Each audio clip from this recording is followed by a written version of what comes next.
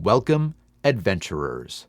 Today on Rebel Then King, we are taking again a look at the Battlecry Playtest, specifically about the Commander. I already did a long chat with my GM about both of the new classes, the Commander and the Guardian, but this video is to consolidate some of the feedback, some of my own thoughts, and some of the community sentiment, and provide a little bit more detailed and more concise input on the Commander class itself. And full disclosure, I still haven't actually played as a commander myself, but I have read up on it and watched some actual play and listened to what other people had to say about actual play. And to be fair, this is how I learn and evaluate a lot of the classes anyway, is by consuming actual play. So that's what we're going to do here. And most importantly, I think my biggest piece of feedback about the commander class doesn't really have to do with any actual play, so stick around to the end of the video where we will talk about that. And if at any point you have other ideas about this class, what might be good or bad, what should be changed as a result of this playtest, make sure to jump in on the comments. And I of course want to thank the other creators who generated some content that I have consumed and am kind of doing a reaction to in this video. Local Disaster Tour Guide has a good breakdown of both of the new classes. Collective Arcana has a very succinct 10-ish minute video of their actual play experiences. And then of course, Rules Lawyer has a quite lengthy video of multiple encounters with both of the new classes and a discussion of how they worked out in their actual play afterwards. And then to everyone participating in the Reddit discussions as well.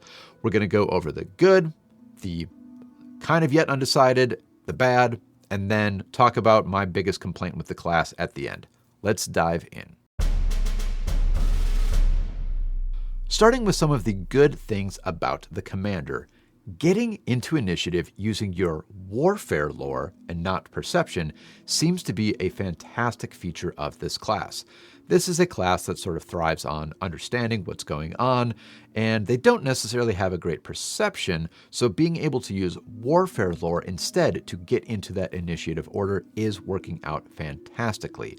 I do think that action is better than reaction, so you want to get in early in an encounter. Though this does bring up some potential problems that we'll talk about later, since this is a class that commands other characters who might not have their turn and might not have reactions yet. We'll go over that more in depth later. And as far as some of the specific tactics, the commands that the commander uses, a lot of them are working out quite well. Strike hard, especially paired with a fighter, is absolutely money.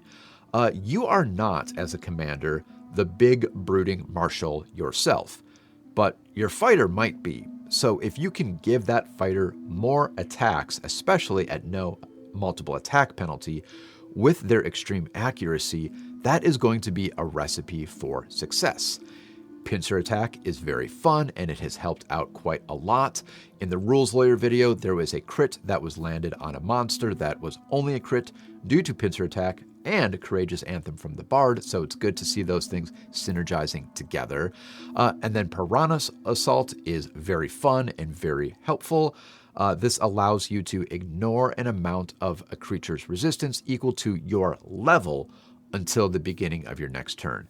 And creatures with a resistance can be very difficult for some parties to overtake, especially if you don't have a super high damage output character like a barbarian. But if you get to ignore that and then just everyone piles on that creature that was kind of using its resistance to stay alive, well, Piranha Assault is going to take care of it for you. Overall, I think this class is working out very well. I thought maybe it would be a bit too bossy. You are giving commands to other players after all, but nobody really seems to mind using Strike Hard a lot, or moving with pincer attack. Usually people wish they could do more on their turns and are kind of frustrated that they were stymied by the circumstances and couldn't get in an extra attack or couldn't move where they want, and the commander allows them to do that. Essentially, this class is an action economy booster, and action economy tends to win fights. Now for some of the things that are a bit on the fence, maybe they're good, maybe they're bad, maybe they're balanced, maybe they just need some clarification. Starting with the logistics of some of the tactics, as I kind of alluded to earlier, well, what happens if one of your other players hasn't gone yet in initiative and you would like to issue them a tactic?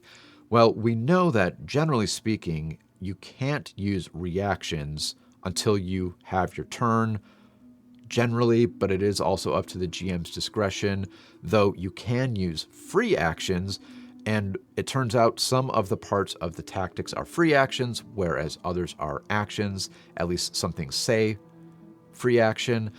The Rules Lawyer video, they had a conversation about this. I think it was about 27 minutes in. They did kind of say that, the player core has rules about reactions before your turn, but it doesn't have anything about free actions before your turn. So if a tactic says free action, you should be able to do that, even if you haven't gone yet in initiative. And then they also sort of house ruled that if you were seeking or scouting, then you should be able to use reactions, even if you haven't gone yet in initiative order. I would say maybe there just needs to be some clarifications or reminders in the commander text about this, because it's going to come up quite a lot in your encounters. As far as some of the specific tactics, I like Pincer Attack, but it did seem that keeping track of which monsters are off guard due to Pincer Attack was quite difficult. I don't know that this is necessarily a problem with the mechanic itself, but it did seem to slow down and kind of confuse gameplay, even though it is a great bonus to your team. But it's something to think about. Maybe it should be a little bit more limited, so that it's not just any squad mate who lands their step action next to any monster and that monster's off guard. Maybe you have to designate a monster or two or something like that, just to clear things up a little bit. And then another thing I thought about was the plant banner tactic. It just seems like it would be very difficult to use in any encounter where there were multiple enemies that were sort of in the mix, just little goblin scamps running around, because then one of them could just walk up and take your banner, and that would be really, really bad. I have some more thoughts on banners that I'm going to talk about in the next section. And then overall, this isn't necessarily bad. This is why it's in the sort of on the fence section, but being a melee commander seems to be a bit rough, and then being ranged, well, you'll be a bit safer, but of course you're going to have to reload. I mean, unless you're using like a short bow or something that doesn't have a reload. But then you'll want to use your tactics too. So the point is, as a commander, you probably won't be making a lot of strikes on your own, which again is sort of the point of the class, but it's just something worth noting that if you like to roll dice and do damage yourself, this is probably not going to be the class for you. And I do kind of fear that long term, even if you think you like it, you might get a little bored of relying on your squad mates to do everything while you just kind of tell them what to do and don't really have much agency in a way on your own. Now onto some of the more negative things about the class, or maybe things that just need some improvement. Flare Supply on Reddit said, I like Commander, but as with all marshals, it doesn't quite have as much caster support choices as I'd like. And I completely agree. I remember thinking this when I first read through the class, that mentioned striking and reloading and taking a shot from range, but there was a feat that mentioned spellcasting, but there's really not much. And I worry that if you have a relatively small party, 4 people, which is actually sort of supposed to be the default party size, and you have 2 marshals and 2 casters, which is kind of also almost a default, well, then your commander is kind of only giving commands to one person, and that might not work out so well. Next point is about tactics overall. I do think that preparing only 2 and knowing only 4 seems limited. In the Collective Arcana video, they did mention that the gameplay got to be a bit repetitive. I think they even mentioned they sort of were able to do the same exact turn, the same exact round, multiple times in a row. That's pretty rare in a game that's usually quite dynamic and forces you to make a lot of decisions. And if you sort of have 2 tactics, well, you only have 2 prepared, and you just use those two over and over, that might get dull. Especially if you think about some of the tactics I mentioned earlier, like strike hard, where is there any reason not to take strike hard? It seems to work out well, so you'll basically just always use that and then pick one other. Basically meaning you're only going to really pick one because strike hard seems like you just kind of have to take it. So maybe it's just a bit too limited, and it's going to be tough to add strikes and strides of your own alongside everything. Basically what it comes down to is it's not quite the respond to anything at a moment's notice class like I was sort of hoping for and like I was kind of planning for on my own, but we'll talk more about that in a future video. And now onto my biggest piece of feedback for the class, and that is the class design, the text and the metadata and the organization itself. So not actually the gameplay, but the wording. Starting with the banner trait. I kind of question whether we really need this. There are already 1 and 2 action, and even 3 action if I remember later on, tactics that kind of dictate how often you could use them and how many actions per round and things like that. But then you throw in this banner trait as well that specifies the banner has to be on you, which means you couldn't plant banner, which is a tactic, and then do another tactic. And I think, wouldn't it be really cool to plant your banner and then be able to do something else? I mean, you could, if those other tactics you're using don't have the banner trait, but to be frank, it is something I missed in my first couple of read-throughs, and I don't quite fully understand, meaning like in a roleplay sense, why we need to have this. So I think I would rather just not have the banner trait and simply have the limitations on which tactics you can use and how many per round and everything like that just be built into how many actions each tactic uses. The second thing is I don't really understand the section that has offensive and mobility listed out as 2 different columns or different types of tactics. Why the delineation, first of all? Is there anything mechanically about them that's different? I mean, they sort of do different things, but even then, I think some of the offensive ones have steps in them too, so it seems like it's kind of mobility. None of the tactics later on are tagged as offensive or mobility from what I remember, so I kind of wonder what is the point of them. And there's also no mechanic or text saying that you can only choose mobility or only choose offensive, or you have to choose one of each, or you have to.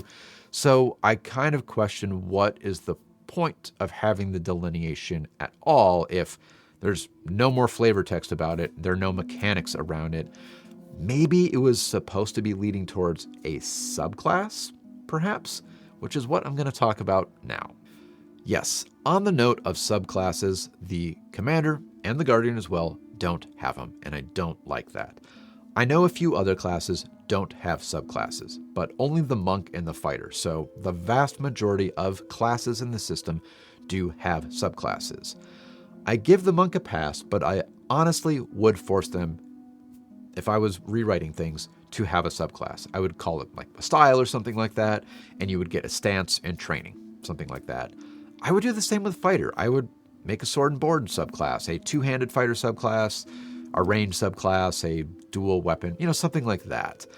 I don't like that Fighter specifically doesn't have a subclass, and it is so popular because it is so effective, because the way I see subclasses is you often have to take a little bad or a little extra with the good things you're getting from a subclass.